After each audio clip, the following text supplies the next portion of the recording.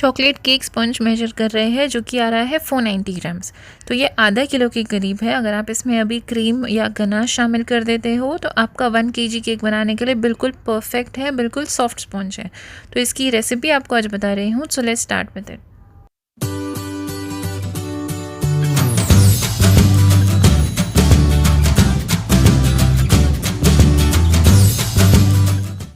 अब ये केक बनाने के लिए मैं ये मेजरिंग ग्लास यूज़ कर रही हूँ और वेइंग स्केल यूज़ कर रही हूँ।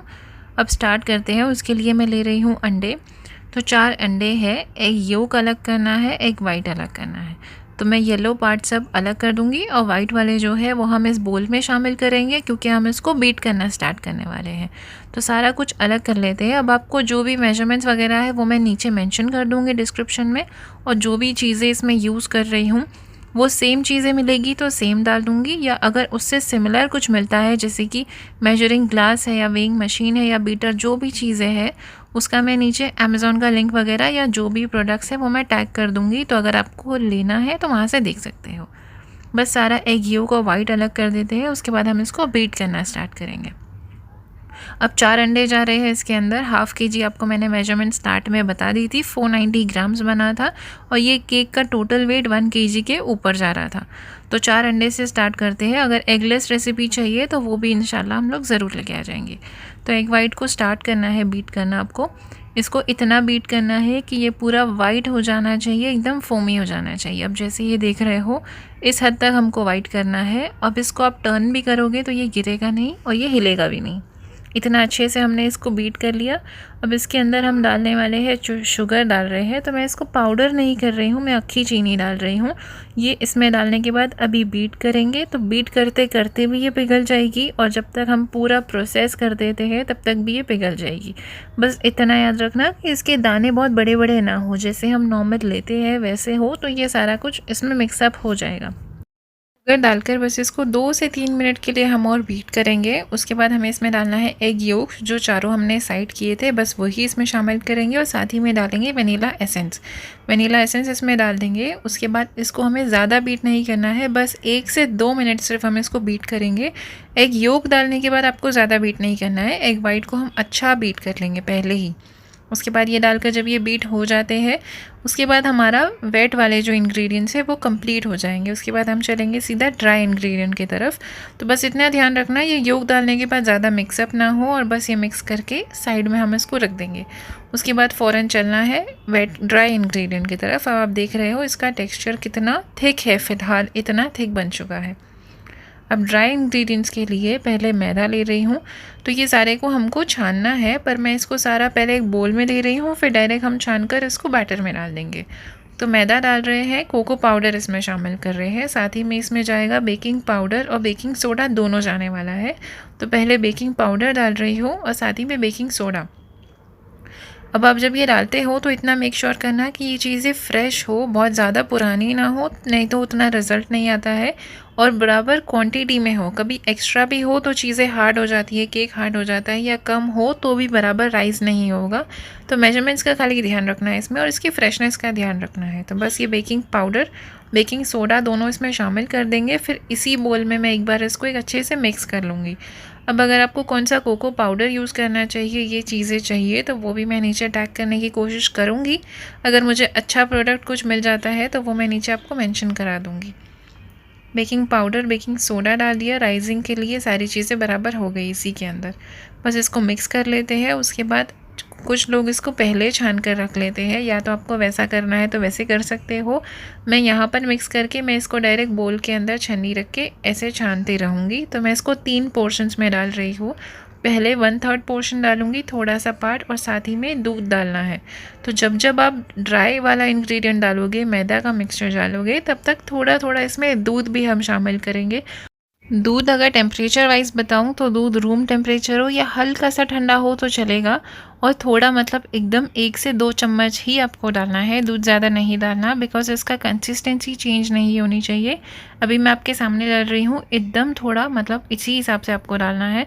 तो दूध मैंने ये ग्लास के मेजरमेंट्स के हिसाब से ली थी, वो मैं नीचे आपको बता दूँगी कितना मेजरमेंट है, और ये ग्लास का प्रोडक्ट भी नीचे डाल दूँगी। तो देख रहे हो आप, इतना सा ही दूध डालना है एक टाइम पर।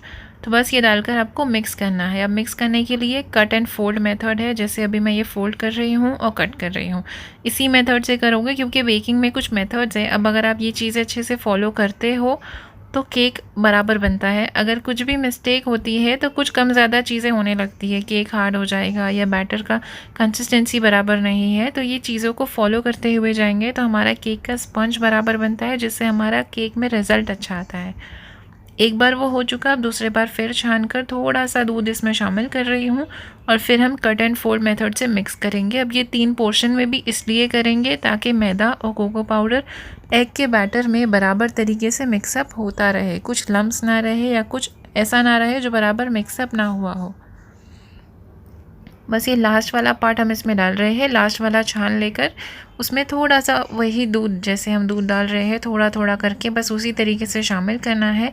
मैंने ये दूध इसमें पूरा भी यूज़ नहीं करी थी, थोड़ा बच गया था, मेरे लिए इतना काफ़ी था तो मैंने इसको आगे यूज़ नहीं करी। कट एंड फोल्ड मेथड करके ही आपको सारा केक का जो ड्राई मैदे का मिक्सचर है वो इसमें मिक्स करते रहना है। अब आप कंसिस्टेंसी देख रहे हो, अभी भी लम्प्स दिख रहे हैं तो मैं इसको और थोड़ा मिक्स कर रही हूँ। वही तरीके से मिक्स करते जाना है जब तक कि आपको इस तरीके का ये फॉल नहीं दिखने लग जाता। अब जब ये इतना स्मूथ आ रहा है, रिबन फॉल दिख रहा है आपको, इतनी कंसिस्टेंसी दिख रही है, उसके बाद आपको चलना है इसको डायरेक्ट 10 में डालने के लिए। तो अब 10 में ले रही हूँ यहाँ पर। 10 को पहले मैंने बटर लगा दिया है, अच्छे से बटर लगाना, ऑयल नहीं बटर लगाना। बटर लगाकर उसके ऊपर मैदा डालकर उसको डस्ट कर देना है। ये 10 का साइज़ है या क्या है वो सारा चीज़ मैं नीचे मेंशन कर दूँगी, वहाँ से आप चेक कर सकते हो। और मैं इसमें बटर पेपर नहीं लगा रही हूँ, इसीलिए आपको मैंने बोली थी कि बटर अच्छे से लगाकर मैदा डस्ट कर देना है। तो आपको बटर पेपर की ज़रूरत नहीं है, कुछ भी चीज़ लगाने की ज़रूरत नहीं होगी, ईज़िली डिमोल्ड हो जाएगा। बस ये सारा केक का बैटर इसमें डालेंगे। अब आप अगर ओवन में बना रहे हो तो ओवन का टेम्परेचर बता देती हूँ। मैं तो इसको गैस पर बनाने वाली हूँ तो मैं आपको वो मेथड दिखा रही हूँ। अब हमारा बैटर इस टिन में इतना फिल हो चुका है। अब आपको क्या करना है, एक पुरानी सी कोई कढ़ाई रखनी है, उसको 10 मिनट लो मीडियम फ्लेम पे प्री हीट करना है। उसके बाद इसमें ये जो रिंग है वो रखेंगे नीचे और हमारा टिन रखकर इसे लो टू मीडियम फ्लेम पे, लो फ्लेम पे हम पकने देंगे। ऑलमोस्ट 35 टू 40 मिनट्स लगेगा या 35 मिनट्स में हो जाएगा। 30 मिनट्स के बाद आपको इसमें स्क्यूअर डालकर चेक करना है, नाइफ़ मत डालना, मैंने नाइफ़ से चेक कर ली हूँ। अगर आपका नाइफ़ क्लीन आता है, स्क्यूअर क्लीन आता है तो आपका केक हो जाएगा रेडी। अब आप इसका राइस देख सकते हो, इसको थोड़ा टाइम ठंडा होने देना, बट मुझे सब्र नहीं हो रहा था तो मैं आपको अब भी निकाल कर दिखा रही हूँ। टिन अभी भी बहुत गर्म है। टिश्यू से पकड़कर बस साइड से इसको लूज़ कर रही हूँ और हम इसको फ़ौरन से निकाल देंगे। इसको मैं आपको दिखाती हूँ, बिना कोई चीज़ के ये डीमोल्ड ईज़िली हो जाएगा। बस आपको इतनी ज़रूरत है कि आप इसमें मस्का अच्छे से लगाओ टिन में और साथ ही में मैदा डस्ट कर दो। तब आप देख सकते हो हमारा केक कितना इजीली डीमोल्ड हो चुका है और इतना अच्छा राइस भी हुआ है। सॉफ्टनेस भी मैं इसकी बताऊंगी आपको, बट बहुत गर्म है इसलिए मैं इसको हल्का हल्का टच कर पा रही हूँ। ज़रा सा ठंडा हो जाता है तो मैं आपको इसको अच्छे से दिखा देती हूँ। इसका साइज़, हाइट देख सकते हो, इतनी अच्छी हाइट इसने लिया है और साथ ही में इतना सॉफ्ट भी बना है। अब ये रूम टेम्परेचर पे आ चुका है तो अब आप देख सकते हो कितना सॉफ्ट है, इजीली कितना अच्छे से प्रेस हो रहा है और इतनी अच्छी हाइट दिख रही है। अब आपका जब केक स्पॉन्ज अच्छा होगा तो आपका ऑब्वियसली केक भी बहुत अच्छा बनेगा इंशाल्लाह। तो अब इसको मेजर करके देख लेते हैं कि कितना मेजरमेंट आया है, ताकि आपको इससे आइडिया होगा कि आपका बेस, जब ये स्पॉन्ज इतना वेट है तो आपका केक गनाश वगैरह डालने के बाद केक कितना वेट पर आ सकता है। तो अगर आपको 1 kg केक चाहिए तो आपको ये मेजरमेंट बराबर है, या अगर आपको और कम चाहिए तो आप इस केक का मेजरमेंट हाफ़ कर सकते हो। अब यहाँ पर ये 490 आ रहा है आपके सामने, 490 ग्राम्स है, जो कि इक्वल है अराउंड ½ kg तक। तो अब इसको निकाल कर इसको कटिंग वगैरह करेंगे। अब ये जो केक है इसको मैं पहले टर्न कर रही हूँ। इसके नीचे बेस पर जो ये एक है ना कोटिंग आती है, मतलब ये जो हार्ड पार्ट होता है बेक हुआ हुआ, इसको हम थोड़ा सा ट्रिम करके निकाल देंगे, क्योंकि ये जो इतना हार्ड रहेगा ना तो आप जब शुगर सिरप डालोगे तो वो बराबर से सोक नहीं होगा। तो सिर्फ इसके नीचे के पार्ट में से, यहाँ पर से थोड़ा सा आप इसको ट्रिम करके निकाल देना, पतली सी लेयर निकालना, ताकि बस ये इतना सा निकल जाए और फिर हम इसको कटिंग करेंगे जो हमारे लेयर्स बनने हैं उसके लिए। अब मुझे इसमें से 3 लेयर्स निकालने हैं, तो मैं पहले इसको अपने अंदाज पे से एक फ़र्स्ट लेयर कट कर रही हूँ। ऊपर से थोड़ा सा इंच रखना है और नीचे से इतना रखना है कि सेम इतने तरीके से और 2 निकल जाए। अब आप जब कटिंग स्टार्ट करते हो तो पहले साइड्स में से कट करना स्टार्ट करना, कभी भी इसको जैसे पूरा एक साथ में ही मत कट करना, इसको साइड्स में से कट करना स्टार्ट करो। तो वो जब साइड्स लूज़ हो जाएंगे तो बीच का अपना खुद ब खुद बराबर शेप लेगा और ऊपर नीचे लेयर्स नहीं होगी, कोई जगह से मोटा कोई जगह से पतला, वैसा नहीं होगा। मैं आपको दूसरा लेयर भी बताती हूँ इसका कट करके। अब जब ये दिख रहा है, मैं सिर्फ साइड्स में नाइफ़ चला रही हूँ, वो नाइफ़ मेरी बीच सेंटर तक नहीं जा रही है, सिर्फ साइड्स में कट करना है। जब ये साइड्स लूज़ हो जाएंगे उसके बाद मैं नाइफ़ को थोड़ा सेंटर में लेके जाऊँगी ताकि जो सेंटर है वो भी लूज़ हो जाए। अब आप देख रहे हो मेरी नाइफ़ अब सेंटर तक चली गई और अब ये अच्छे से पूरी लेयर निकल चुकी है। बस इतना इजी कटिंग है, आप थोड़ा सा प्रैक्टिस करोगे तो ये आ जाएगी। और साथ ही में ये केक कट करने के लिए मैंने इसका अलग नाइफ़ यूज़ करी हूँ, उसका प्रोडक्ट सिमिलर मिलता है तो मैं नीचे डाल दूँगी। अब इसके बेस पर थोड़ा सा गनाश लगा रही हूँ ताकि हमारा केक इधर उधर ना फिसले जब हम इसको टर्न करते हैं। शुगर सिरप से इसको मॉइस्ट करना है। अब शुगर सिरप सिर्फ नाम का नहीं डालना और बहुत ओवर भी नहीं डालना है, इसको इतना डालना है कि जो भी हमारे केक के लेयर दिख रहे हैं वो सारे अच्छे से मॉइस्ट हो जाए, क्योंकि हम जब इसको केक बनाएंगे तो ये जो शुगर सिरप है इसी की वजह से जो है केक ज़्यादा सॉफ्ट लगेगा और अच्छा मॉइस्ट लगेगा। तो एकदम पानी नहीं करना और ड्राई भी नहीं रखना, ड्राई अच्छा नहीं लगेगा और बहुत पानी भी अच्छा नहीं लगेगा। तो जैसे मैं आपको दिखा रही हूँ बस इतना डाल दोगे तो आपके लिए काफ़ी होगा। बस जो केक है वो मॉइस्ट हो जाए ताकि हम जब इसको गनाश वगैरह डालें तो अच्छा सॉफ्ट सा इसमें केक में वो आना चाहिए, बाइट आना चाहिए। तो मैं इसको गनाश केक बना रही थी, पूरा तो नहीं, मैं आपको कुछ कुछ इसके चीज़ें दिखा रही हूँ। डेकोरेशन अब भी मेरी परफेक्ट होनी बाकी है, तो मैं भी बस अभी प्रैक्टिस ही कर रही हूँ। तो उसमें से जो चीज़ें मेरी परफेक्ट बन रही है तो मैं आपको ऐसे बता रही हूँ, जो गलती मैं कर रही हूँ वो भी बता रही हूँ ताकि आप वो गलती ना करो।